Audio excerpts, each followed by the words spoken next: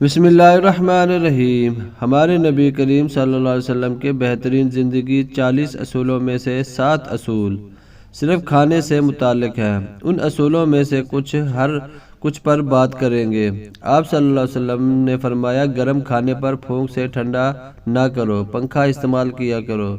ہم جب گرم کھانے کو پھونک مارتے ہیں تو ہمارے منہ کے بیکٹیریا کھانے کو زہریلا بنا دیتے ہیں۔ فرمایا، کھاتے ہوئے کھانے کو سونگھا نہ کرو۔ کھانے کو سونگھنا بد تہذیبی بھی ہوتی ہے اور اس کی خوشبو ناک کے اندر موجود سونگھنے کے خلیوں اور پھیپھڑوں کی دیواروں کو بھی زخمی کر دیتی ہے۔ ہمیں چھینک بھی آ سکتی ہے اور یہ سارے کھانے کو برباد کر سکتی ہے۔ اپنے کھانے پر اداس نہ ہوا کرو۔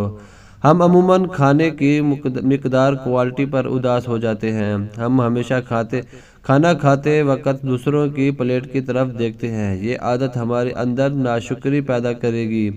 فرمایا، منہ بھر کر نہ کھاؤ۔ ہمارا منہ خوراک کے ہاضمے کا آدھا کام کرتا ہے، باقی معدہ سر انجام دیتا ہے۔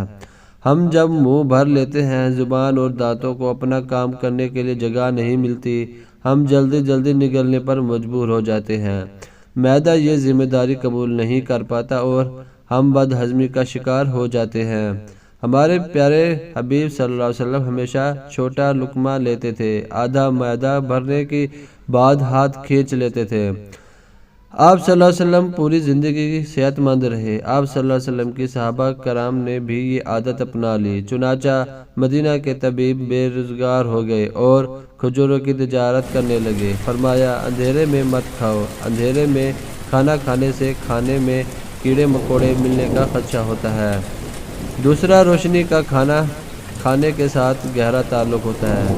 ہمیں روشنی میں کھایا ہوا کھانا زیادہ انرجی دیتا ہے۔ آپ صلی اللہ علیہ وسلم نے فرمایا، چلتے ہوئے بار بار پیچھے مڑ کر نہ دیکھو۔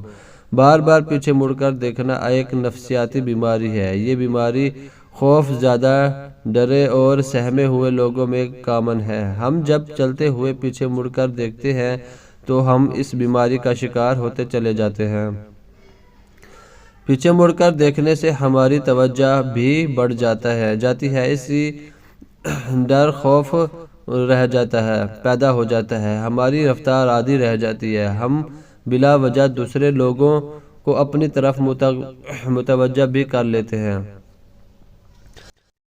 فرمایا، ایڑیاں مار کر نہ چلو۔ ایڑیاں مار کر چلنے کے دوران تکبر کی نشانی ہے اور تکبر مسلمانوں کو شوبھا نہیں دیتا۔ ہمارے پاؤں کا ہمارے دماغ کے ساتھ گہرا تعلق ہوتا ہے۔ ایڑیاں مارنے سے ہمارے دماغ کی چولیں ہل جاتی ہیں اور دماغ سے کمزور ہو جاتے ہیں۔ فرمایا، کسی کے بارے میں جھوٹ نہ بولو۔ ہم اگر صرف جھوٹ بند کر دو تو معاشرہ ہر برائی سے پاک صاف ہو جاتا ہے۔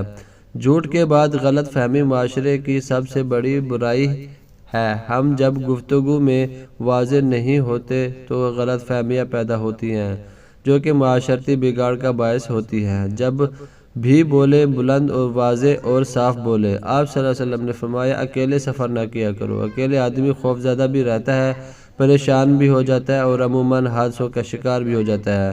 تحقیق سے ثابت ہوا، سفر کے دوران اکیلے آدمی زیادہ لڑتے ہیں، زیادہ جلد بیماری میں مبتلا ہو جاتے ہیں اور غلط فیصلے کرتے ہیں۔ چنانچہ جب بھی سفر کریں، 1 یا 2 لوگوں کے ساتھ سفر کریں۔